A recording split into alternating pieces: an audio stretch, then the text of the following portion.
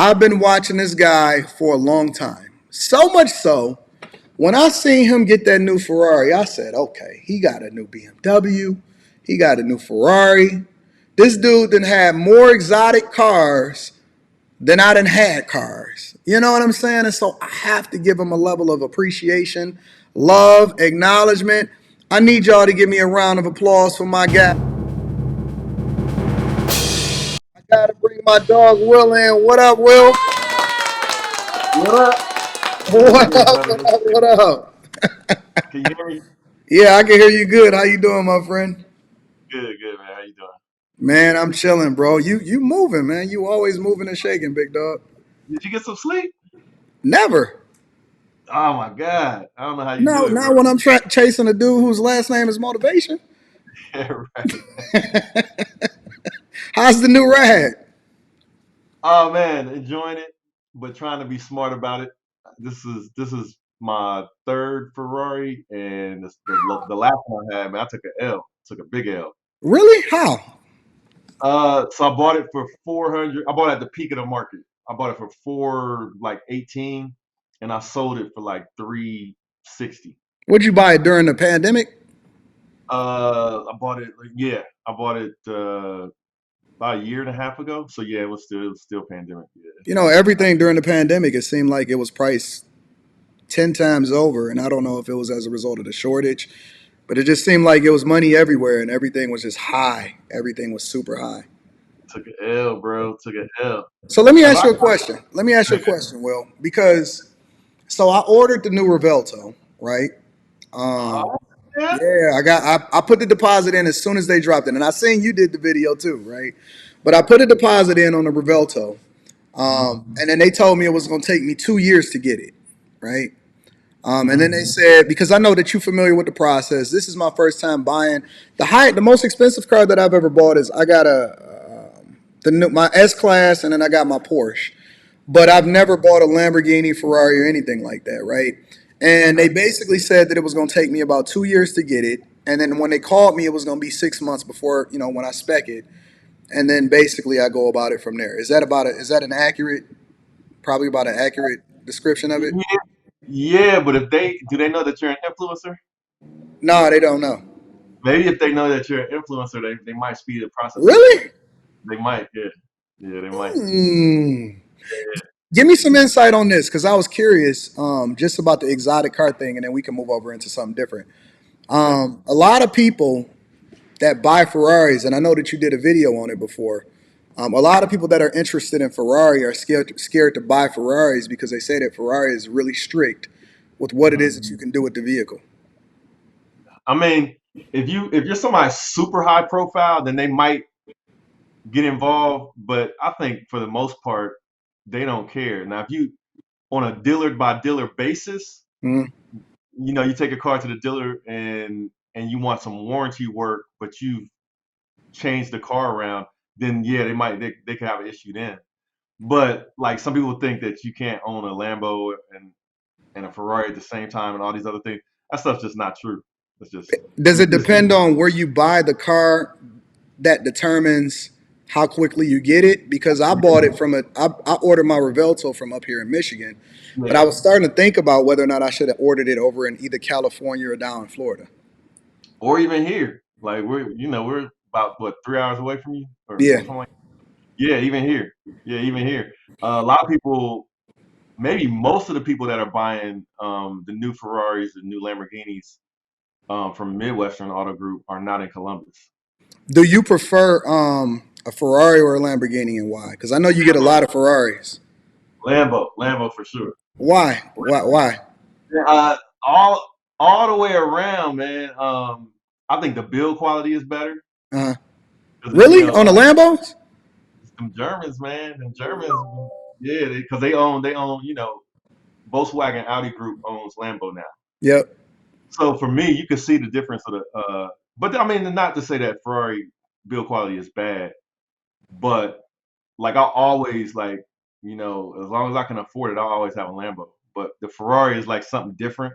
Hmm. So it's fun to have something different, but that's a rotation car for me. Like, but the Lambo, like the one I have now, is gonna stay. You in the speed or exotics. I ain't really seen you into anything like a Rolls Royce or anything like that. Nah, I never like growing up. I never pictured myself in. I guess just maybe my personality type. I mean, I might have like a S6 or something like that, Audi S6, like a four door. But I never like a big body Benz or like a Rolls or nah. I just never got into it. That's Never because did. you don't be having a bunch of people in your car. See, I got a whole family I be hauling around, so I had to get the Benz if I was gonna get the Porsche. Yeah, my kids are grown, man. I might have my son with me. Well, you ain't even that old, man. You don't even look old. I'm old, bro. I'm I don't old. believe it, Will. You can't be that old. Give me your flowers though, man.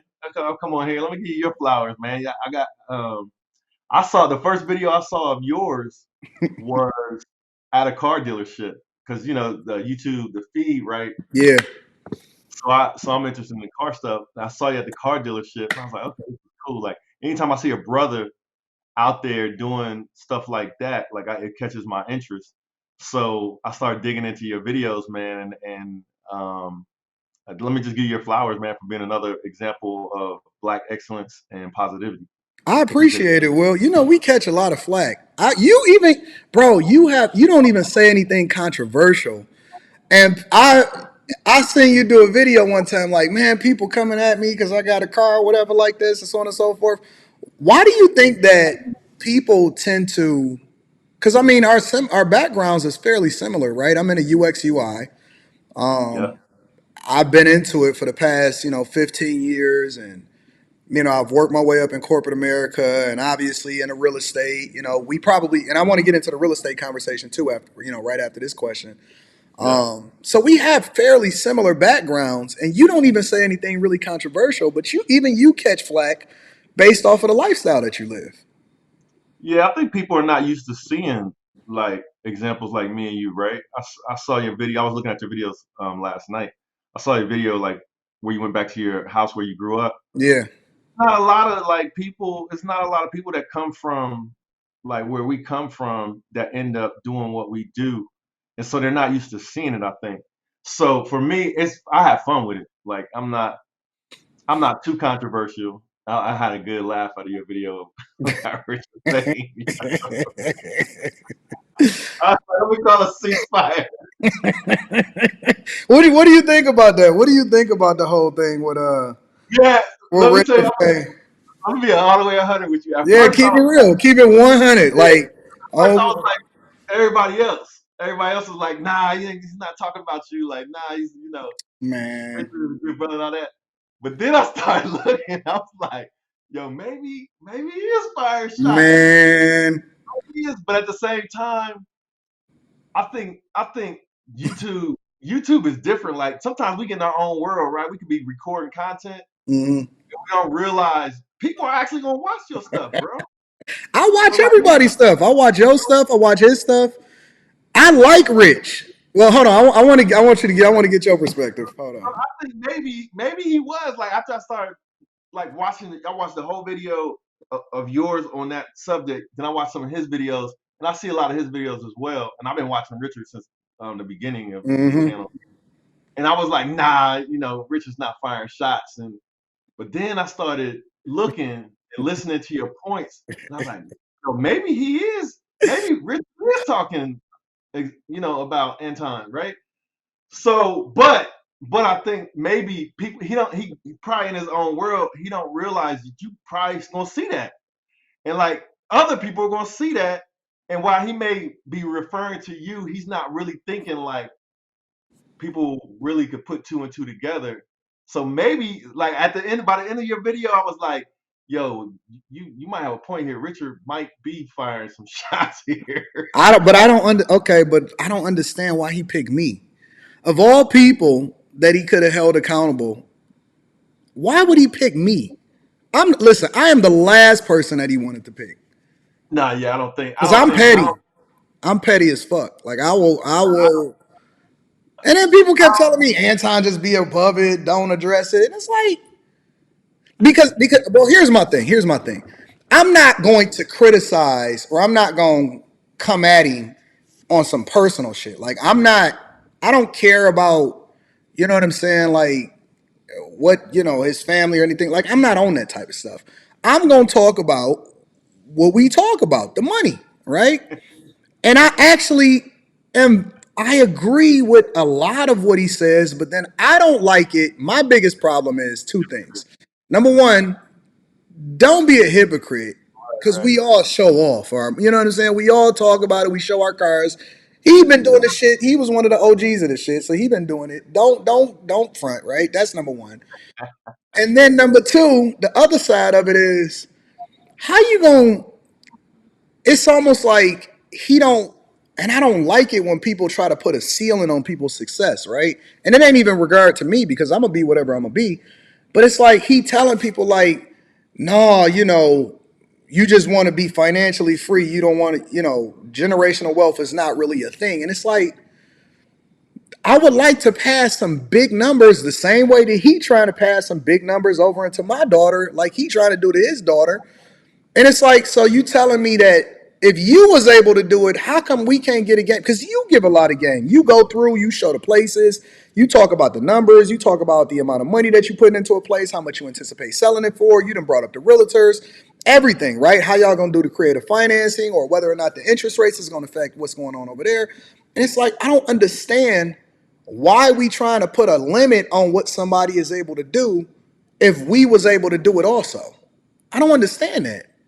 Yeah, it might be the old kind of an old school mentality, and a lot of times, like I don't know about for you, but like for me, and I do think for Richard, like we might be the first people in our family to kind of have that kind of money, or at least be exposed to the people in our family.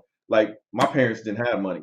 I Yeah. had an uncle Mine who and me. was like, so being the first time, you might not have even had anybody before you to tell you don't put caps and stuff like that, or don't even move a certain way because you're the first one that actually made it. So, and it's kind of an old school mentality. And Rich is a little older than us, so I try to take that into consideration because I actually think he's a good guy. yeah, So I he was is. just like, I just pulled my punches. Like, I did the one little show, but he started it. I didn't start it. He started it, and then people was like, Anton, don't It's a go good harder. it was a good video. It was a good video. It was. I was a little bit thinking that Richard ain't throwing shots like that, but then I started really looking, and I was like, okay, maybe he is referring to you, but maybe he's not. He's not intentionally.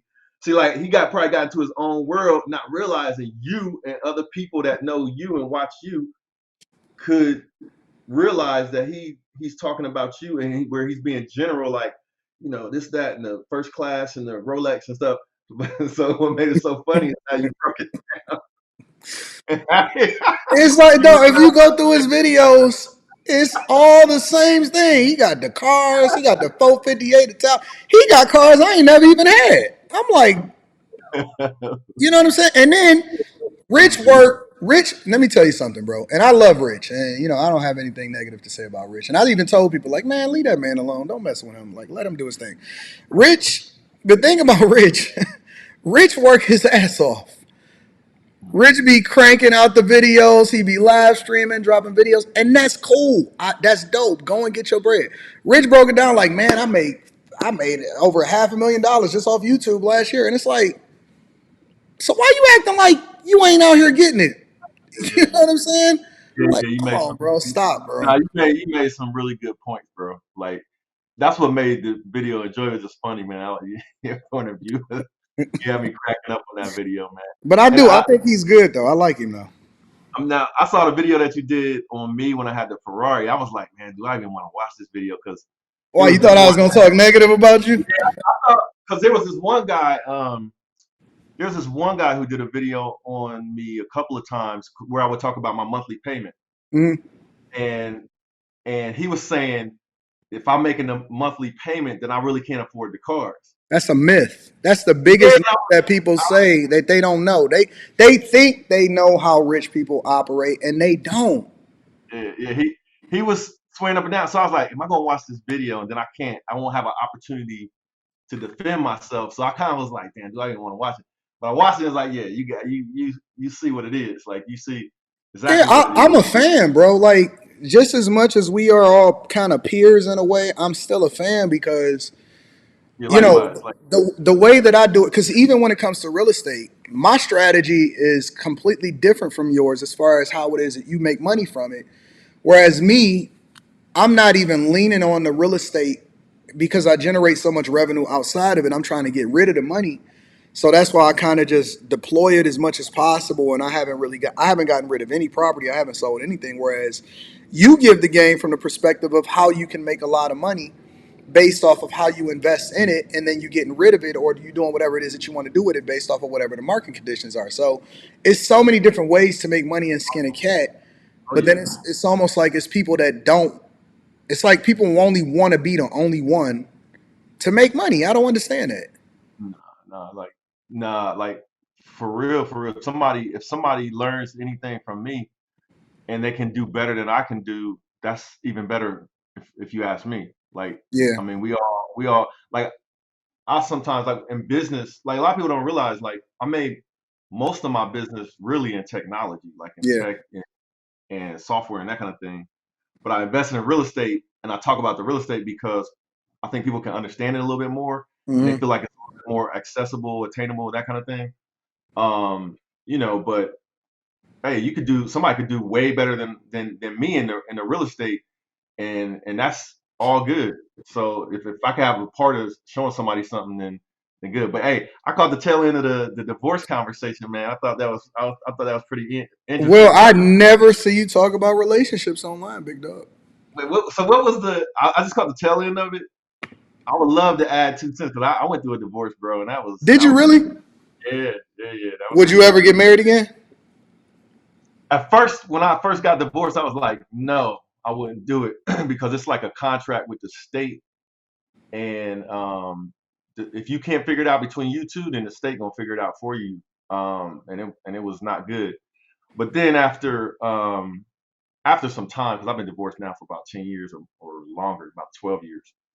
Then I was like, okay, it's possible, but the mistakes that I made before that got me in that situation, I would I wouldn't make again, which makes it so hard to find somebody that you could really go down that kind of a road with. You think that the dating pool is trash now? Will you could just say it.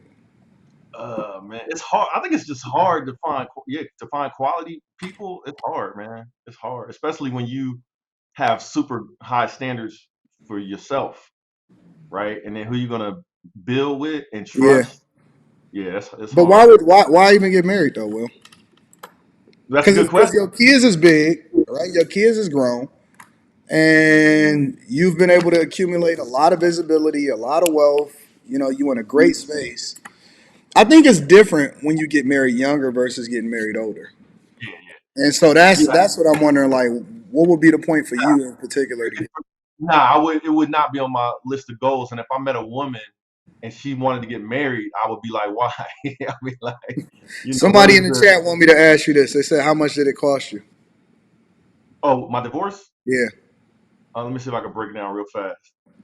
In lawyer fees, probably maybe like 20,000, maybe. And stuff I had to do. So I had 2 kids. Um, I had a house in the Dominican Republic. I had to give her the house in the Dominican Republic. It was about $50,000. And the smartest thing I did was instead of the child support, I didn't want to go to the child support system because you know what happens to brothers. Like Mm-hmm. in the child support system, bro, Yep. that's a nightmare. Yep. So I negotiated not doing that and instead letting her stay in the house that we had here, and I would pay the mortgage. Mm. But after my kids turned 18, that's all me. That was the hardest thing I did, bro. And the funniest thing about it, when I came out of it, her lawyer was on the phone, like, "Yeah, we won." He was talking to his wife. He's like, "Yeah, Yeah. we Yeah. won." I'm like, for real? Like it's like that? Yes, you won. Yeah. And I was like, "Nah, that's the smartest thing I did." But I'm gonna give my kids. They can have the house when I'm gone and everything. But I didn't throw any money away in the child support system. But I still take care. Like when you're blessed, bro, you Yeah. a lot of stuff just roll off your shoulder. Like, look, I'm gonna just if it's good for my kids because they connected to their mom, then it's all good. I don't worry about too much stuff. So you still cool with the mother of your kids? It was a long time, a lot of petty, like not cool, a lot of not being cool, but trying to calm down as we got older Hmm. and just try to think about, okay, what is good for the kids, even if we got to pretend like what's good for them, because we could really mess their perspective up by not treating each other good. You know what I'm saying? It's hard when the other person is not with you on that level, trying to be mature and stuff. Yeah. So a long time the answer is no, but we try. Like the older we gotten, the better we gotten. At least just being cool and stuff. What about how much do you like dedicate? Because you obviously you got multiple different streams of income from different things that you got going on. How much time do you even have to allocate towards entertaining a woman in the first place, though? Because like I could tell you for me, and even though I'm married, man, I don't have no time. Listen, even if I wanted a side chick, I can't swing it. I can't. I don't Nah, have that'd the be a capacity, bro. I just can't swing it. nah. It's hard, bro. When I was married, we had to when we would like try to do counseling and stuff towards the end, and we had to make dates because my whole thing was because I was still doing the 9 to 5, right? Hmm. So wake up, go to the job, 9 to 5, come home. Then she would go to work, then I take care of the kids till they go to bed about 9 o'clock. Then 9 to about 3 in the morning, work. I was working, I was on the computer, right? And then on weekends, it's like, oh, this is my time to get ahead because I was building my business. Hmm. And so I had to find, we had to make time like for me and her to have time. And I was kind of like, and she wasn't used to that because when I met her, I was spending time on her and, Hmm. I was taking her out and stuff and trips and all the attention was on her. But then when we got married and had kids, I'm like, damn, I'm gonna take care of these kids. What if I get, lose my job? I gotta have backup plans. And so I went into work mode, and I think it has something to do. So yeah, it's hard. But now, now, so I have like a system now. Now it's like, so I travel a lot. I have 4 condos in Colombia, and I Hmm. got a brother who's married down there. So my social life is like down there. Hmm. When I'm here, which is most of the time, I just work. I just work and see my kids whenever they want time to do stuff. Kids work on the weekends in the summertime. Living here in Ohio, Michigan, in the summertime, okay, you can go out and do stuff, take the cars out and stuff like that on the Yeah. weekend. Saturday. But nah, it's just here. I don't have like no dating life or nothing like that. Yeah, I got rid Now, of my bike because the Michigan weather, this Midwest weather, I wound up getting rid of my bike because I didn't, first of all, I didn't have no time to ride it because I was grinding so much. But even when I did have time to grind, I mean, to ride it, I only had like 4 or 5 months out of the year that I could ride it. And so it was just kind of like a wash. I thought about going and buying another one, but nah, I just wound up getting rid of my bike. now, so I'm here. So, like I said, I'm giving you your flowers, man. Anytime I see a black man who's trying to be positive, is about their family, like I seen you with your daughter and stuff, man, I applaud that and I love it. So it's hard for me not to like sit here and be wanting to ask you a bunch of questions as well. So I No, guess you I can guess ask me whatever. I'm down for whatever. so where are you at now? So I saw you're experiencing UI UX. I saw your experience like your Hmm. educational background, that kind of thing. Hmm. So how did you transition to where you are now? And do you still do any of that like tech stuff? Heck yeah, I still got a regular job. Okay, So okay. I retired in 2019, right before the pandemic. In So October what does that 2019. mean? Like I've heard you say that, but I don't know what like. So I had accumulated enough money and enough wealth and assets to where I had got to the point to where I felt like I was straight for the rest of my life. Were you You know what I investing to get there, mean? or Yeah, were you? 100%. I had a lot of stock. I Okay. had worked my way up in corporate America to because I had worked for a mid-sized bank. So okay, so let me back up a little bit. I got Because I. recruited to work in Google in Mountain View, and they flew me out there, right? And so me and my wife had went out there, and I started doing the math and the cost of living out there compared to what it is that they was offering me. It just didn't make sense for me to uproot my family and then move out there. But instead, what I did was I went over into a legacy company, which was a bank, Hmm. and they basically gave me the keys, right? And so they said that you can basically build out your own practice. So we built out the entire UX practice at a mid-sized bank or whatever, right? And so Hmm. throughout that, I was able to be able to level up and get to certain places, and they gave me a lot of stock options and equity as a part of my Okay.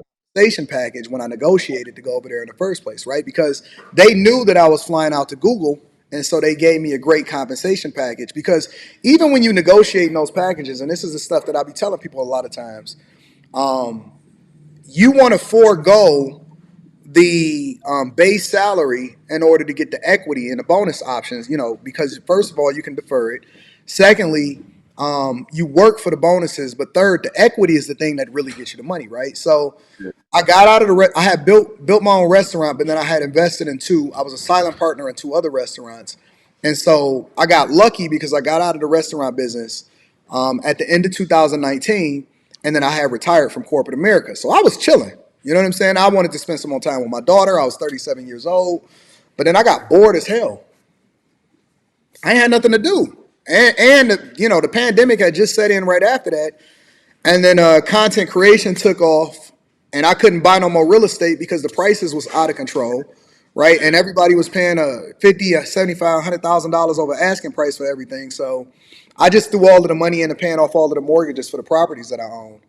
And then I was just chilling. And then during the pandemic, a guy that I had a great relationship with at the other bank, he had went somewhere else to another bank, and he had recruited me. And he was like, Anton, we'll give you whatever. And I was like, I can't do it. And he said, why can't you do it? And I said, because I'm too crazy on social media. It's not gonna fly. And so he was like, oh no, we'll still let you be able to do what you want to do. You ain't got to come in. So they gave me a crazy offer, and I'm still trying to figure out how to get out of there.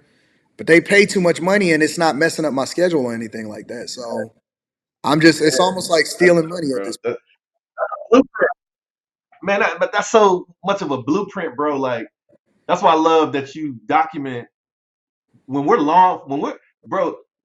You by you spending the time doing this, like I gotta thank you for those that come behind us point. Yeah, yeah, because yeah. you're putting down like a. So you look at where you come from. You got all that time period, a person, and now you're sharing that experience. You're laying out a blueprint for those that come behind you. Because like for me, like I would have looked at your story when I was in high school. If I wanted like the nice cars and a certain lifestyle and that kind Hmm. of thing, I would have looked at a person like you and be like, okay, what's the blueprint? Because I didn't have anybody like in my Yeah, neighborhood or I anything didn't like that. either. I didn't This either. is so that's love, bro. I love it, bro. So I really want to dig into You, it but more. you doing I this. have you I on my. mean, you doing it too. Like it's very rare for you to see people in tech or to own their own companies, to own their own businesses, and then to leverage that information and the finances and to be able to get into real estate and do a lot of that different stuff. Like you inspirational too, and that's why when I watch your stuff, I'm always happy for you. Whether it's the M4 or the new Ferrari, right? All of that stuff. I love it, man. You know what I'm saying? Because it's not like it's a shortage, and when you successful, I can lean into you and I could tap into you and I could say, hey, Will, how will you plan this? Or what do you think about this deal? Whatever. I look at you as, an asset, as somebody that I can tap into that's a part of my network. That if I got a Mhm. question, I can ask you.